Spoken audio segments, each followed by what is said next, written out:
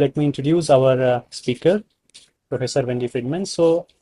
Professor Wendy Freedman is the John and Marion Sullivan University Professor of Astronomy and Astrophysics at University of Chicago and a towering figure in observational cosmology. She served as the principal investigator of the Hubble Space Telescope Key project, leading a massive international team to resolve the decades-long controversy over the expansion rate of the universe.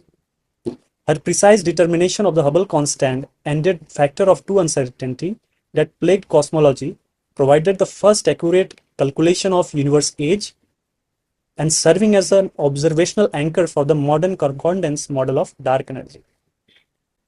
A fellow of the Royal Society and a recipient of the National Medal of Science, Freedman continues to define the frontier of precision astronomy.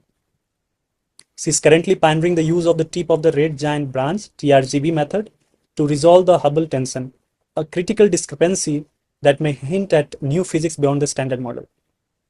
As a founding leader of the Giant Magellan Telescope (GMT) project, Freedman is also instrumental in building the next generation of super telescopes, ensuring her legacy will guide the future of cosmic discovery for decades to come.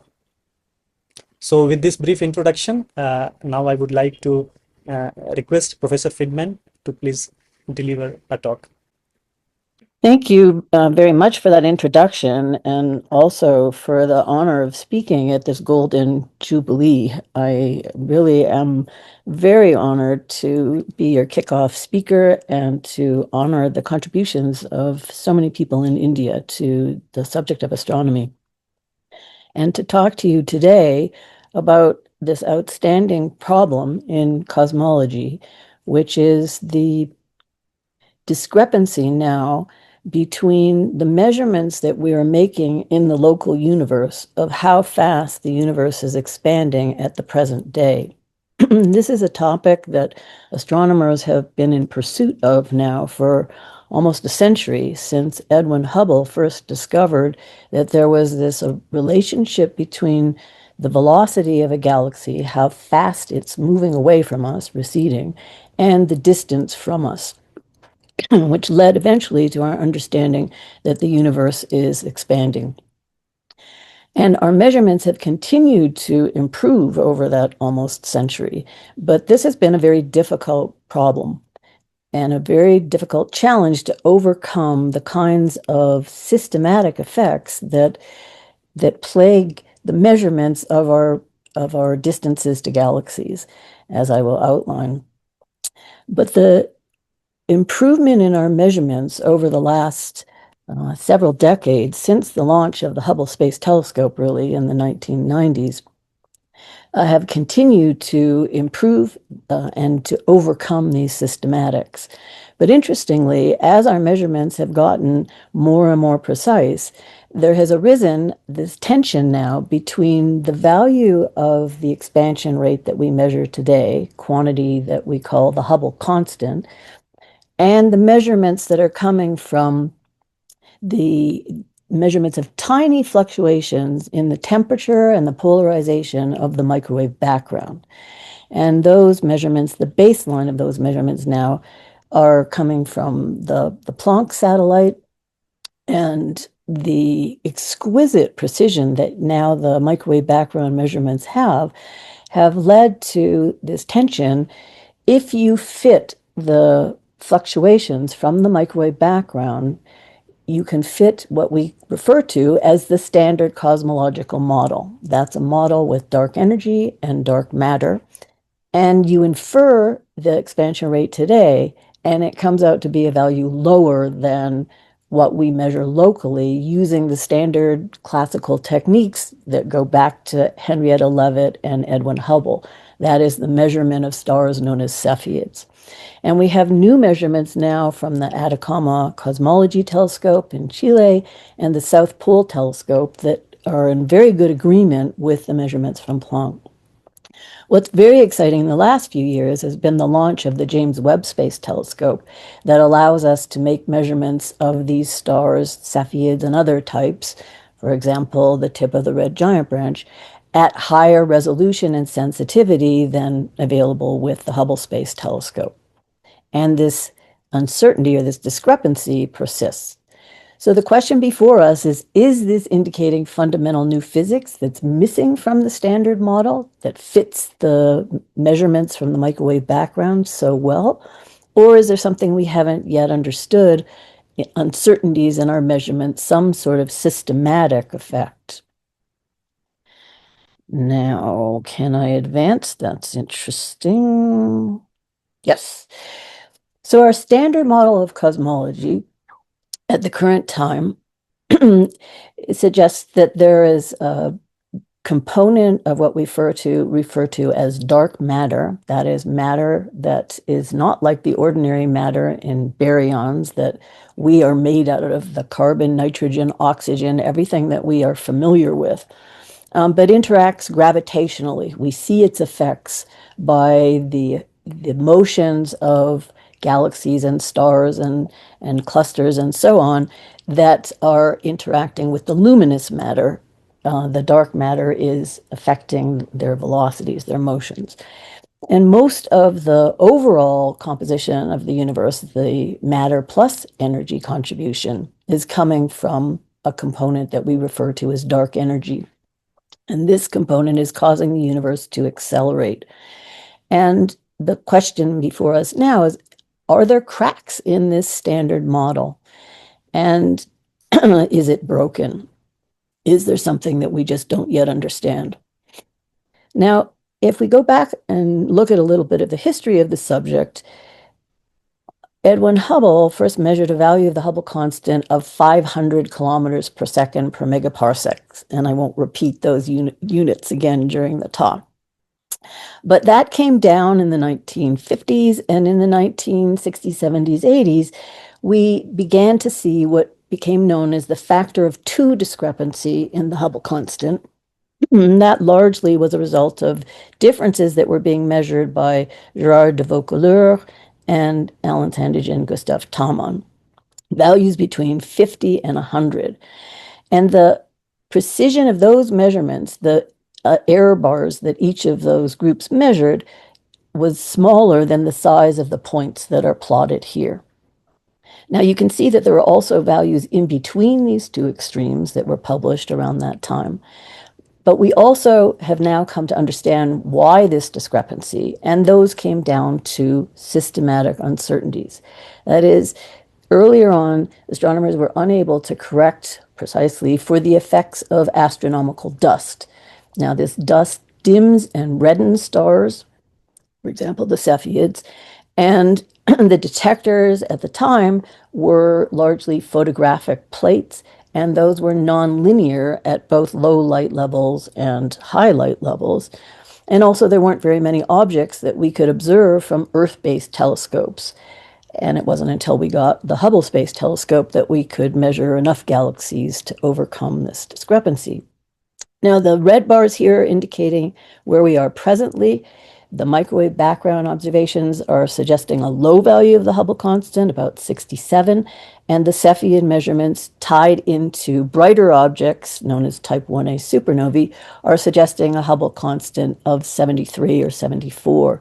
And what's different is now the width of these lines are representing the uncertainties in the measurements. And so if we understand correctly the uncertainties at the current time, this would be indicating a 5 sigma difference, perhaps even larger. 6 or 7 has been a claim. And that would require then that we have new physics beyond the standard model, that something is missing from our understanding of the evolution of the universe. Now, Hubble allowed us, and CCDs, charge coupled devices on the ground, to go beyond the photographic photometry. So when CCDs, these linear solid state detectors, became available on telescopes in the 1980s, we were able to make measurements at a variety of wavelengths. So this here is the distance modulus defined. It's a logarithmic measurement of the distance as a function of the inverse wavelength of the observation. So we could go from the blue region of the spectrum out into the near infrared, the I band here at 8,800 angstroms. And you can see that the distance modulus decreases as we get longer wavelength coverage.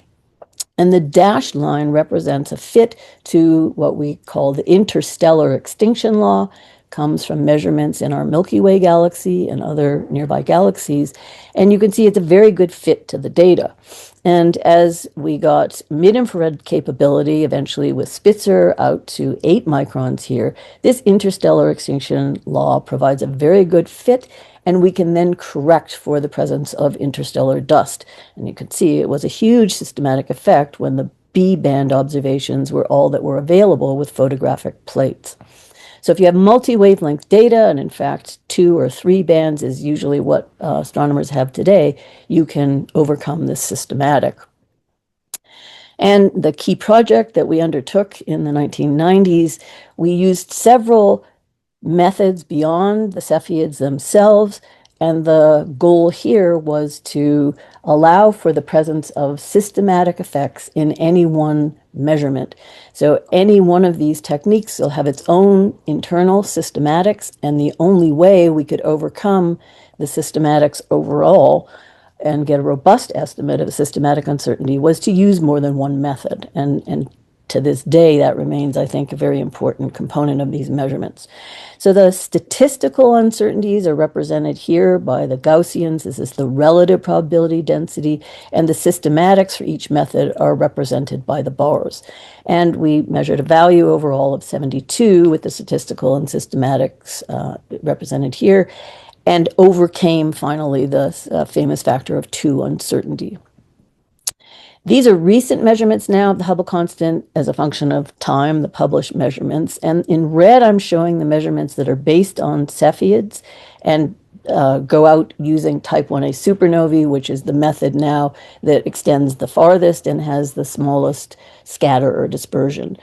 And you can see that these measurements are agreeing very well with what we determined for the key project. But what has changed is that the uncertainties, the quoted uncertainties, have come down quite substantially. The points in blue here are other methods that have been published, and they are cataloged by Ian Steer. And you can see that the Cepheid-based measurements lie high with respect to the bulk of the other measurements. And this was one of the motivations for our current measurement with the James Webb Space Telescope. Our proposal was to try and ascertain, are there systematic effects in the Cepheids that we don't yet understand? And of course, if we only use Cepheids, then we're not going to discover that unless we compare those with other methods. Now, here's a comparison of this, again, the relative probability densities of recent published Hubble constant values. So the microwave background observations are here. Here are the Planck measurements. They have the highest precision to date, the smallest statistical uncertainties. And you can see that they agree well with the other measurements, South Pole Telescope and Atacama Cosmology Telescope measurements. Most of the measurements that have been made, and you can see the different methods that I've listed here, don't yet have the precision. These are 1 sigma error bars that are shown here. They're from the published papers themselves, but they don't yet have the precision to weigh in on whether or not there is a tension. And the Planck measurements are so well determined, as we'll see in a moment, that the bar now has been set very high. And it's very difficult to achieve this kind of accuracy for the local measurements, as I'll show you. Now, the one exception is the Shoes measurement here for Cepheids, and a claimed uncertainty now of approaching 1%. This is our combined measurement. This is the Chicago Carnegie Hubble program from the James Webb Space Telescope that we're currently carrying out. And interestingly, we fall in the middle of these 2 measurements. And the question is the significance of this difference well enough determined to ascertain that we do unambiguously need physics beyond the standard model? And I just want to emphasize an obvious point. Our precision in measuring distances has improved enormously, but clearly what we need to achieve is accuracy. And what we're trying to do is make measurements over hundreds of millions of light years. And at each step in the ladder that we're making these measurements, we have to overcome systematic uncertainties. And these have been dominant in astronomy. They will continue to be dominant. It's not statistics that govern how accurately we can measure the local Hubble constant. Our program with the James Webb Space Telescope, we're using an infrared camera, NIRCam. It has 10 times the sensitivity of Hubble at these wavelengths and almost 4 times its resolution. And our goal is to measure 3 independent methods and apply them to the same galaxies, all of which have been host to type 1a supernovae. So why do we have to tie into the supernovae? None of the methods locally, like the Cepheids, like the tip of the red giant branch, go out far enough in distance that they overcome the mutual gravitational interactions of galaxies that induce what we call peculiar motions, and that contributes a scatter over and above the Hubble expansion. So as we go farther and farther out, that kind of scatter decreases. It's a smaller fraction of the overall expansion rate. And so we tie into the supernovae to minimize that scatter that comes from gravitational interaction of galaxies. So we're using tip of the red giant branch, Cepheids, and a method called the JGB that we recently developed, our group. And this is something that we've been working on for decades now, trying to refine how we measure the distances to Cepheids. This has moved over from here. Somehow the resolution has changed. Sorry about that. And using facilities like Spitzer and Hubble and now the James Webb Space Telescope. Cepheids are probably well known to many of you in the audience. This is the classical way of measuring distances to galaxies that we've been using for now over a century. It's a relationship between the luminosity or log of the luminosity and logarithm of the period in days.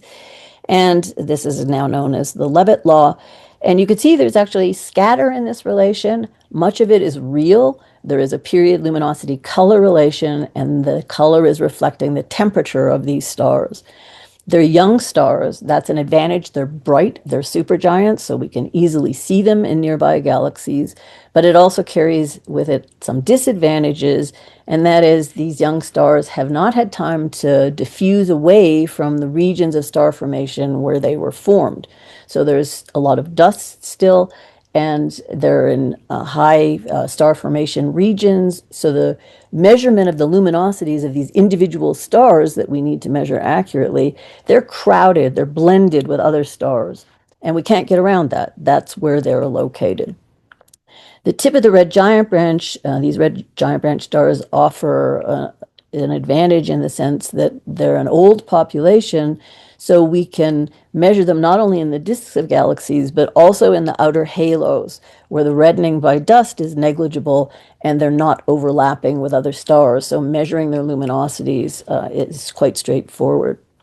What we do is measure the position at which these stars undergo something called the core helium flash that I will describe in more detail. And this last method, using carbon stars, Barry Madore and I discovered a few years ago that there's a population of stars, red population of stars that have been identified by others but not used as extragalactic distance indicators. And they have a luminosity function. Their luminosity shows small scatter for this region in color, and they're bright. They're brighter than the red giant branch, which is down here. And this is not as well known as the other methods. When we proposed to James Webb, we said that we get them for free. We're looking at these galaxies to study the red giants and the Cepheids, and we'll test that method. And it turns out to work quite well. The microwave background, just to refresh your memory for those of you, and for those of you who might not know, the measurements come from tiny fluctuations in the temperature and the polarization of the background. Here's the power law of these fluctuations. And you can see that they're exquisitely well fit by a model that has only 6 parameters and is known as the cosmological constant cold dark matter model. And that is what we take to be the standard model in cosmology today. And the temperature and the polarization measurements are, again, really well fit. They determine a value of 67.4 plus or minus 0.5. And this is an extraordinarily high precision, as I have indicated. Just very briefly to show you results from ACT and SPT that now combining all these results for the 3 different experiments. So these are done by different groups. They have different wavelength coverage. Planck is in space, the other 2 on the ground, one at high altitude, one at the South Pole. And these groups are agreeing extremely well. So the measurements by these different groups have converged for the microwave background. That is not yet the case for the local distance scale. These measurements are harder to overcome the systematics. And if we look now blown up, it's the Hubble constant is a function of time again. The measurements coming from Cepheids and the Shoes group are high. The microwave background is lower. And our measurements of the tip of the red giant branch are falling in between these 2 measurements. So there's this discrepancy between the CMB and Cepheids, but there's also still a discrepancy between our 2 groups measuring Cepheids and tip of the red giant branch. And this one would signify a discrepancy that requires fundamental new physics. This one may be telling us either about astrophysics, difference in the stars we're using, or unknown systematic effects that we haven't yet uncovered. Now, there's been a lot of activity, theoretical activity, to try and explain what would the implication of these results be for fundamental physics? How could we explain this discrepancy? And even 5 years ago, there were over 1,000 papers that have been published on the subject, and one paper on early dark energy here on the archive per week.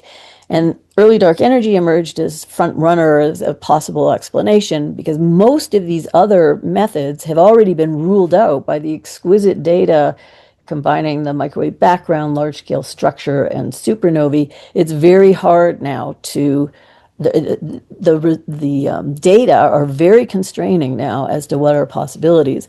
The nice part about the early dark energy is that be tested empirically. And again, here's the Planck data, 6-parameter fit. And in 2022, the ACT data had a small indication, maybe at a 2 or 3 sigma level, that you could have a better fit if you included early dark energy. So that required a 9-parameter fit, so 3 more parameters that described when the early dark energy would come in.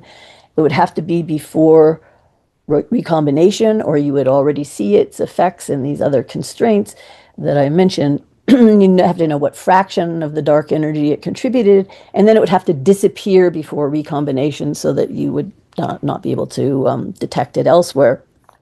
In that case, you could determine a Hubble constant about 71, but you couldn't get as high as 73 or 74, and at the expense of a factor of 3 increase in the uncertainty relative to Planck and 3 additional parameters. Again, this was testable. So in the most recent results from ACT in data release 6, there is no evidence for this dark energy component, and it was predicted to be maybe 20 sigma or 40 sigma if it was real. And so these authors have looked for departures from the standard lambda CDM model, but they can't find any evidence for it in this better data. So just to summarize the current status of theory, a lot of effort has gone into it. There's no convincing explanation for the tension. Some models can achieve 70 or 71, but it has proved to be exceedingly difficult to get as high as 73 or 74.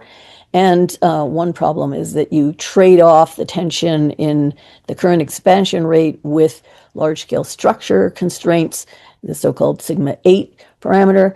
And if you try and improve the Hubble constant tension, then you make the large-scale structure problem worse. And that by itself seems to, the experiments are showing that perhaps this is not as significant as once thought. Okay, so why is it so difficult to measure an accurate value of the Hubble constant locally? And as I mentioned, there are now 3 steps to going out to the type 1a supernovae. We have the nearby galaxies where we can measure a geometric distance to the galaxy. There are only 3 galaxies for which we can do that. There are Cepheids and tip of the red giant branch, for example, in the Milky Way, where you can measure direct parallaxes using the Gaia satellite. There's a galaxy, NGC 4258, that has a massive black hole about which water masers are orbiting, and you can get its geometry and distance from that. And there are eclipsing binaries in the Large Magellanic Cloud. So these are the galaxies that set the calibration, the anchors.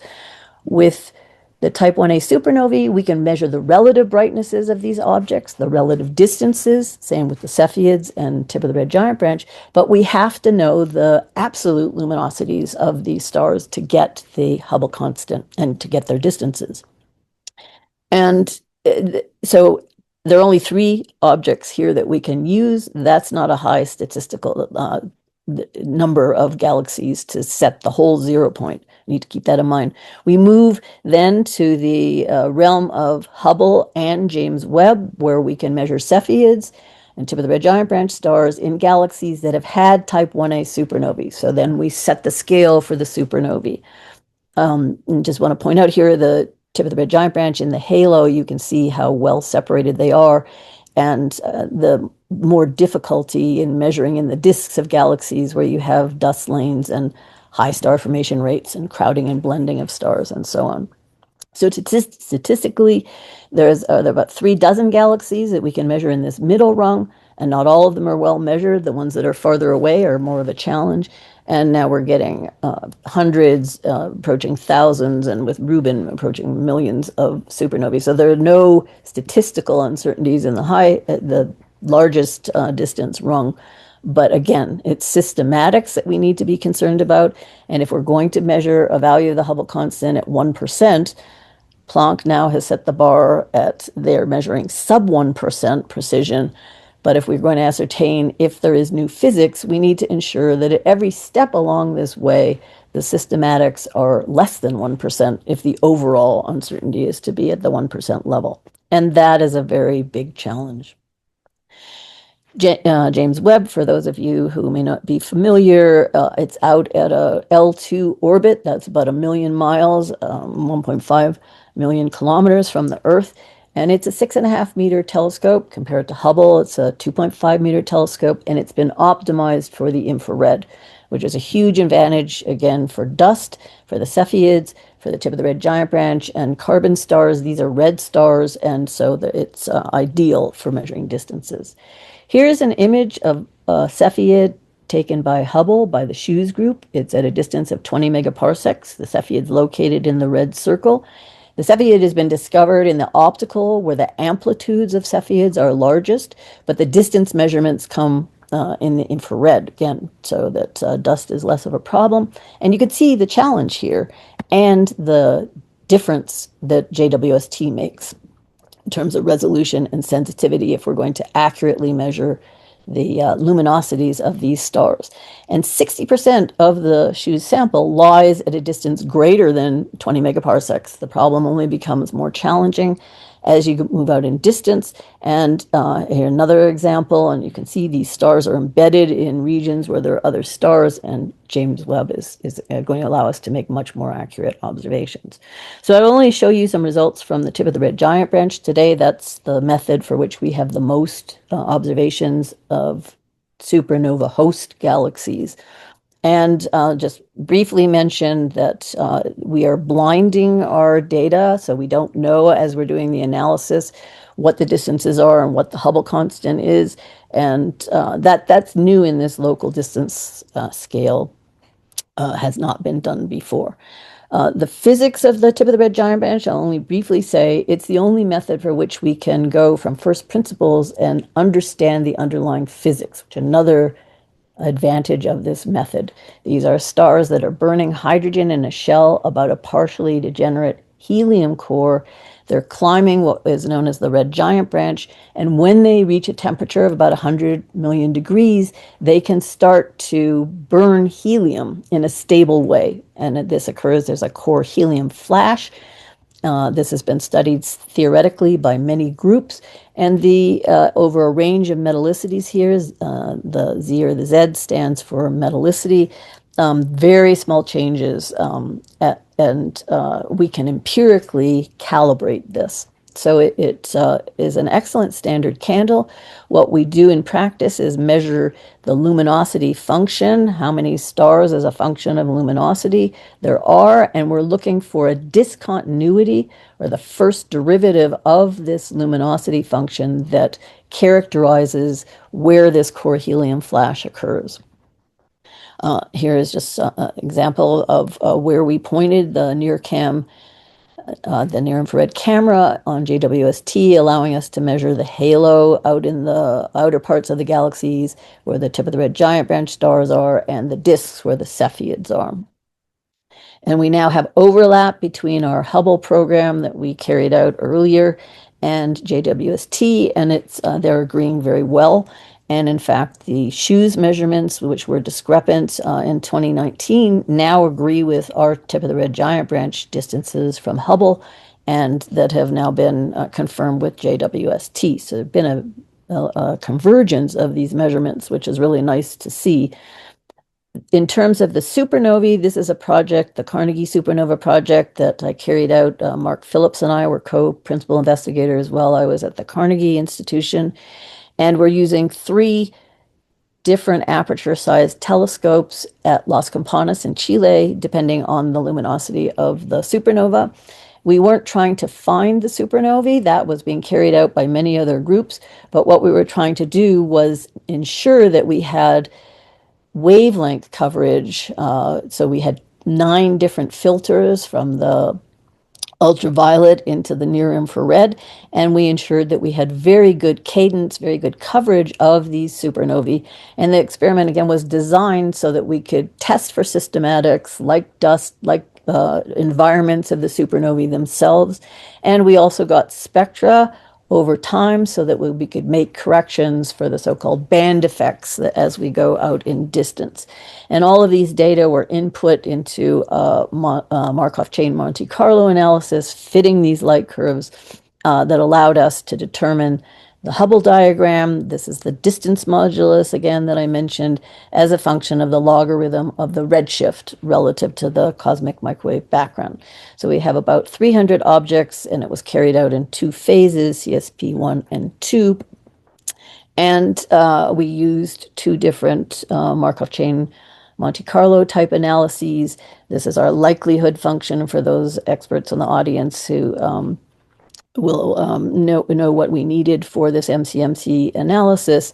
And what we found was a Hubble constant of 70 with an uncertainty of about 3%. And this is a conservative uncertainty, which we think, given the level of understanding of the current systematics, is a reliable, reasonable estimate of the current uncertainty.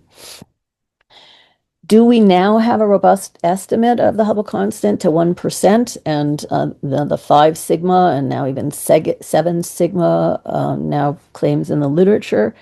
And I think if we are at 5 sigma or 7 sigma, how can we explain the Hubble tension by anything except for new physics? Now, 5 sigma is the gold standard in particle physics. It's the level at which one would say in an experiment that you have put your uncertainties then at a level that 99.9999% that you have made a discovery. But I think there are reasons to keep an open mind still on interpreting the tension. It may be there, but I think we need to ensure that we have understood all of the potential systematics. And I mentioned early on that the entire local distance ladder rests on the calibration of 3 anchors, the Milky Way Large Magellanic Cloud and this galaxy NGC 4258. So if there are systematic errors that are at the current time not well understood, the Hubble constant will shift for all these methods, Cepheids, tip of the red giant branch, and these JGB stars, but also methods that are calibrated by them. They will all shift. The Tully-Fisher relation, surface brightness fluctuations, the masers that are based on 4258. And it's a small sample statistically. Again, there are only 3 galaxies. These measurements are difficult and challenging. In some cases, only a single group has made the measurements, and we'll see in future how those hold up. There have been a number of cases in the recent literature where groups have reanalyzed the photometry, our own and the Shoes group, doing photometry in these crowded fields with new cameras, like for the James Webb Space Telescope. We're uncovering uncertainties in the cameras themselves that are large, and applying the same techniques as we did with Hubble. We uncover difficulties in doing that. And so there have been a lot of changes that have occurred that are at the level or even greater than the uncertainties, the total uncertainties. And so it's important to realize that even subtle shifts now, a few hundreds of a magnitude, do translate into differences in the Hubble constant that are at the size of the whole uncertainty. So we still have work to do to nail down this calibration. Doing photometry over these distances at the 1% level with dust, with crowding, with our understanding of the instruments and systematics in the objects themselves is, again, very, very challenging. And it's important to realize that measurements in cosmology are generally limited by systematics. It's not statistical uncertainties, but even we have statistical uncertainties in the nearby universe with the numbers of anchors and even the middle rung.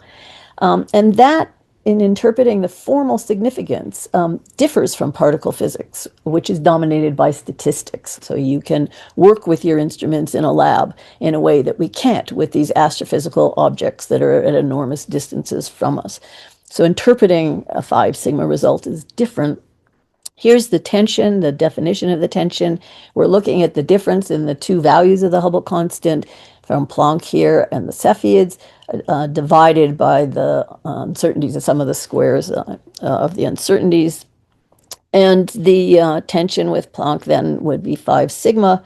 And just as an example, I'm not saying this is what is the case, but to illustrate, if you had corrected the Cepheid distances from the 2022 to 2016, the Hubble constant would have come down to 71.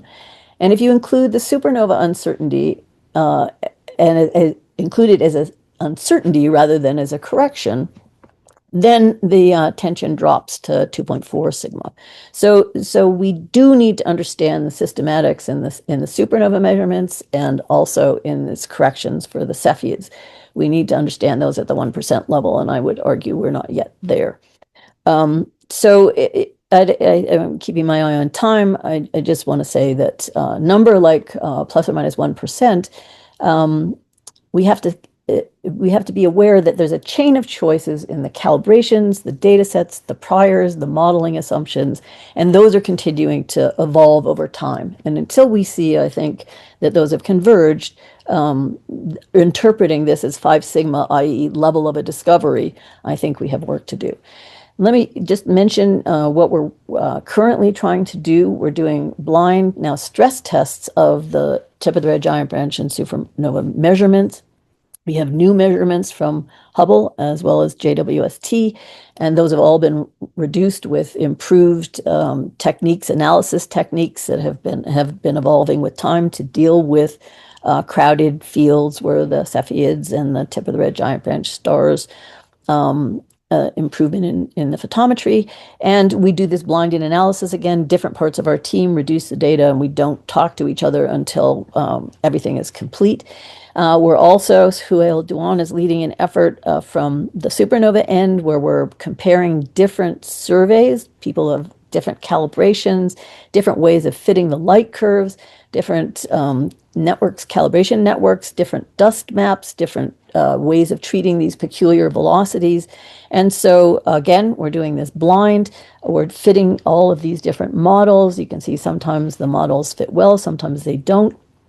And all of this is going to be made available on GitHub. You can choose or you can test how these different surveys and the different light curve methods are working, different dust laws, and so on. So this will all be available on GitHub so that you can play yourself and see how these things are affecting the results. And we're trying to get a handle on quantifying the overall systematic uncertainties again. So I'm going to leave you with the relative probability density measurements. Again, this is from Planck, the microwave background measurements at about 67. These are recent results from DESI.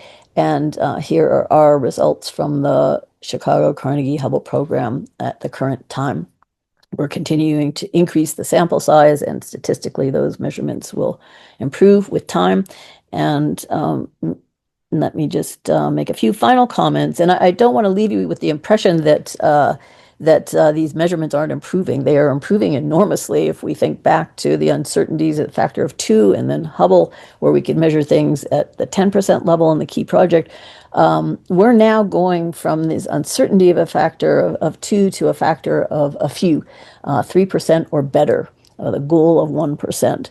And at this time, it might not be sufficient to provide unambiguous evidence for new physics, but we're getting there. And there are a lot of new data that are coming, both from JWST, and also there'll be future data from the Rubin telescope, Roman, which will be launched soon. Rubin, which has just started its analysis and survey coverage of the sky, and then eventually other techniques that we hope will provide enough statistics to test the local distance scale measurements based on luminosities of stars, but measure those independently. And so let me just say finally that based on our data from Hubble and James Webb, using Cepheids, the tip of the red giant branch, and the JGB method, all calibrating type 1a supernovae are consistent now with a value of 70 and an uncertainty of 3%. And I will stop there. Thanks very much. Yeah, thank you, Professor, for your brilliant talk. And you have highlighted various points in reducing the uncertainty of the measurements.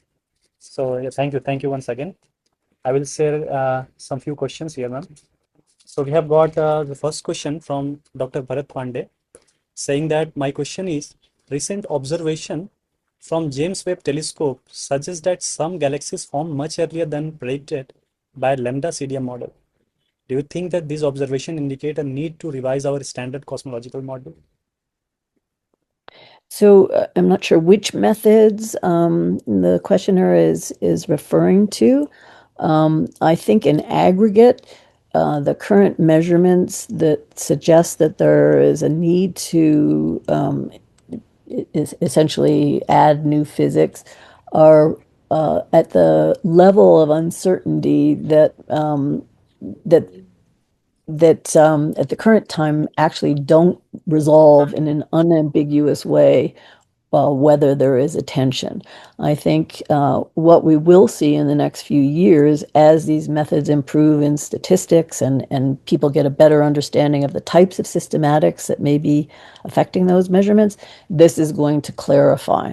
And at the current time, the uncertainties, in my view, are insufficient to say with certainty, say at the 5 sigma level, whether or not we need new physics. But that's coming. There's a lot of work that is, I think, going to happen in the next few years, and this should be clarified quite substantially. Thank you very much. So we have another question. So this question is by Hariom from GGPC Agast Muni Rudraprayag from Uttarakhand. He's asking that if the universe is expanding, how is it possible that the two galaxies, Andromeda and the Milky Way, are coming close to each other? Yeah, Yeah. The Milky Way and Andromeda are very close to each other, so the mutual gravitation is such that we will merge with the Andromeda galaxy in the future. And interestingly, when Edwin Hubble first discovered the expansion or provided data that indicated the universe is expanding, there was a handful of galaxies that are nearby to us, and also galaxies in the Virgo cluster, a nearby cluster that are their motions, their peculiar velocities indicate that they're coming towards us. But the vast majority of galaxies are receding, and we do understand the reason why. These nearby galaxies are their mutual gravitation is such that they're approaching us rather than receding. But the bulk of the universe appears to be expanding. It is overwhelming evidence, and the nearby galaxies are an exception. There's a handful of them. Yeah, thank you very much. So we have got our third question by Dr. Sobik Roy. He's from Technomen Salt Lake College from Kolkata. So your slides showing different measurements. So some curves to be mesocutic, some to be platicutic, and some to be leptocutic curves. Which of these measurements give best approximations?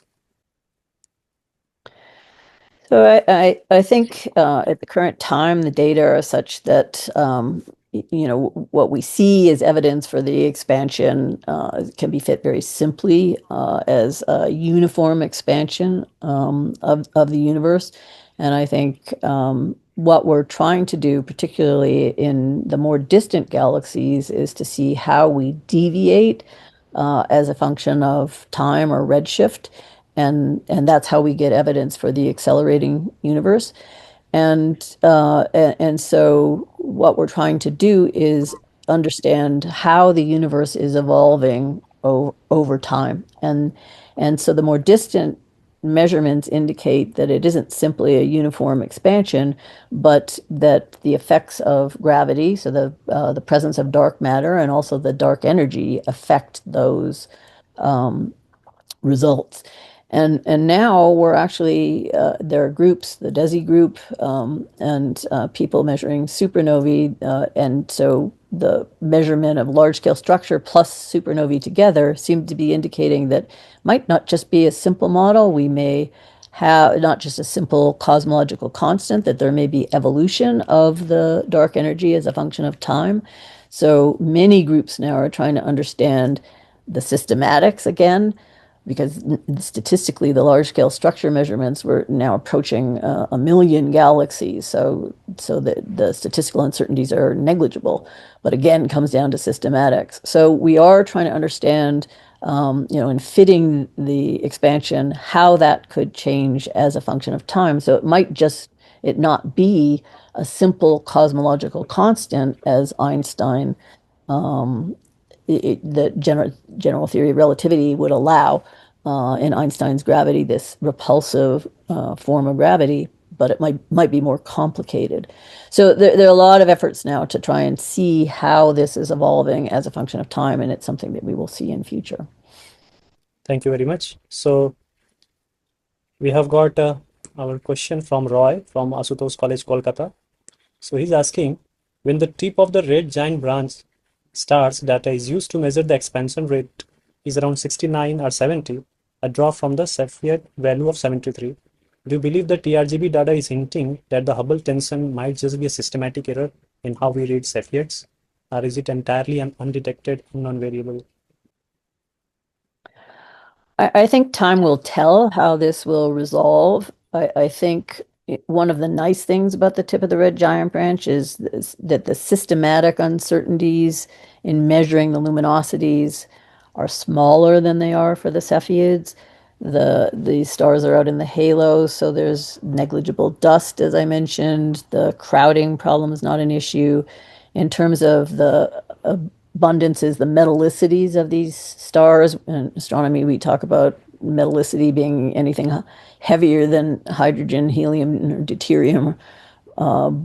And it's so the metallicities, it's a smaller effect. We can also calibrate it directly, empirically, to see as a function of color of the star, which would be representative of a change due to the underlying metallicity.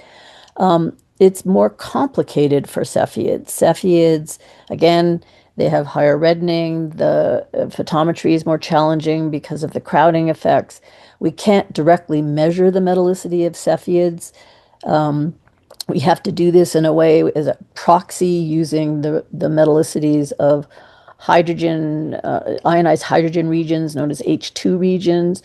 And then we infer from that that this is the effect for the Cepheids. And so there are these challenges, there are more challenges for the Cepheids, I would say. But I think it's too early. I think the tip of the red giant branch results are consistent with the microwave background, but they're also consistent with the Cepheid results and at the 2 or 3 sigma level. So we'll have to see with time how this goes as we get more tip of the red giant branch measurements, as we test the Cepheids going farther out where the challenges are greater. And but at the current time, I think it's too early to say. But we can't rule out that the standard model will survive. The tip of the red giant branch measurements are consistent with the microwave background at the 2 sigma level. And I think that's interesting. But it's too early to determine unambiguously. And again, we have to pay attention to the systematics, and we have to ensure that our estimates of the uncertainty are correct. And we have to constrain those uncertainties. And I think we have work to do, all of us, to get to that place. Thank you, ma'am, for your insightful answer. So we have got another question by Silpa. She is a research scholar at SBNIT Surat. She is asking that which theoretical model and the data set you have used in calculating Hubble constant for the recent measurement of Hubble constant for comparable results with other models that you have discussed. So, as I mentioned, the cosmic microwave background observations are very well fit by the standard model, the lambda CDM, cosmological constant plus cold dark matter model. So it's a model that has dark matter and dark energy. And that model is predictive. You can fit the fluctuations in the microwave background and then infer what the expansion rate would be today. And it's, measuring that inference of the Hubble constant and comparing it to what we can directly measure locally using stars like the Cepheids and the tip of the red giant branch tied into the type 1a supernovae. And as you could see from those plots of the microwave background fluctuations, that model fits those data exquisitely well. It's actually it's staggering. It's very surprising to me how difficult it has become to change the standard model. I mean, all these theoretical efforts over 1,000 papers that have tried so hard to deviate from lambda CDM. Now there are these hints, the DESI results, that there might be evolution in the dark energy as a function of redshift, and we will see how that comes out over time. But we just need to keep in mind that how would we test this lambda CDM model, right, that fits the microwave data so well? That's at high redshift early in the universe. Well, we would make a measurement locally and compare with what the lambda CDM model is predicting and see whether they agree. And right now, they don't. And the question before us is, how well do we understand the uncertainties, particularly in the local distance measurements? Because as we saw, the microwave background measurements already have converged. The different experiments are agreeing at the percent level, and we aren't there yet with the local measurements. But we're making huge progress in trying to get there. So again, what we're doing is testing the model by improving the accuracy, not just the precision, but the accuracy in the measurements of the local Hubble constant. Thank you, ma'am. So we will take a last question here. So it is from Karthik Asokan from Visvarya National Institute of Technology. So I just wanted to ask you about the ACT data showing a better fit if included the early dark energy model, but to increase the H0 value, many papers seem to be compromising on empirically validated observation, such as the sound horizon, way too much. What do you think about the credibility of such methods, and how do you view early dark energy as a solution for the tension? I mean, we need to model within a certain error range and not straight too much away, right? Yeah, the results coming from ACT used to be that the large scale structure measurements, you had to calibrate them somehow with the sound horizon measurements that would come from the cosmic microwave background. Um, and I think so, the measurements of or the hints of early dark energy in the early ACT measurements, there was this tiny 2 or 3 sigma discrepancy with the lambda CDM model. And I think what was really nice about these experiments is that, again, subject to empirical tests, if that had been a real measure of the early dark energy, then it would have increased in its significance in the DR6 data, where they had much more sky coverage and better statistics. And there were estimates at the time that that could end up being a 20 sigma, and some people even said 40 sigma effect. And that did not show up in the data. It's not there. Now, it's not ruled out. You could have some extreme model eventually. Maybe something will be discovered that, again, with the caveat that you're adding lots more parameters to fit the data and your uncertainties go up as you do that. But it is a clean test, right? There's a prediction. Okay, if there was early dark energy and if this 2 or 3 sigma effect persisted, then there would have been evidence for the early dark energy, and we don't see it in the ACT data. They tried to fit many different extensions to the lambda CDM model, and none of them provide a better fit. And that's true of the Planck data, it's true of the South Pole Telescope data. They're remarkably consistent with lambda CDM at the current time. I think it's still an open question, but the predictions, I mean, as I said, it showed you the types of models that people have been considering. People have been scouring and trying to find evidence for or explanation for what the Hubble tension could be. And it's kind of remarkable, I think, how difficult that has turned out to be to actually find a reason why the Hubble constant would be higher. Doesn't mean that we won't eventually find a solution there, but there's no obvious solution, and it's certainly not for lack of trying. So again, we will see with time. I think the theoretical side of this right now is not favoring that the Hubble tension will be real. And I think the data right now are not sufficient yet to either rule in or out whether or not additional physics is needed. But as I keep stressing, in order to claim that there is this tension, we really need to do better at understanding potential systematics.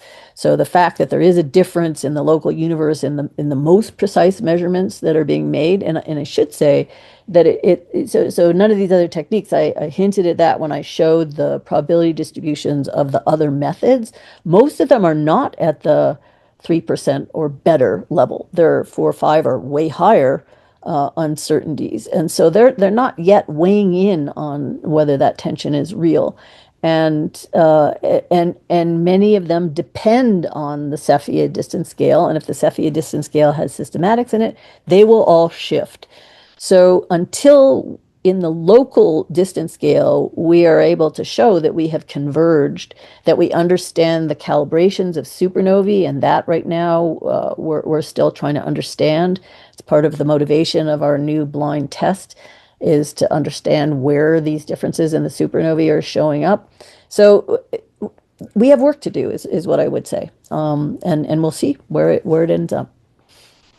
Thank you, Professor, for addressing these questions with such a depth and clarity. On behalf of Bhaktivedanta Institute, I would like to once again express our sincere gratitude to you for sharing your insights and wisdom with us today. So your lecture has given a deep insights into that understanding of universe, and we are really grateful. So thank you very much, Professor Friedman.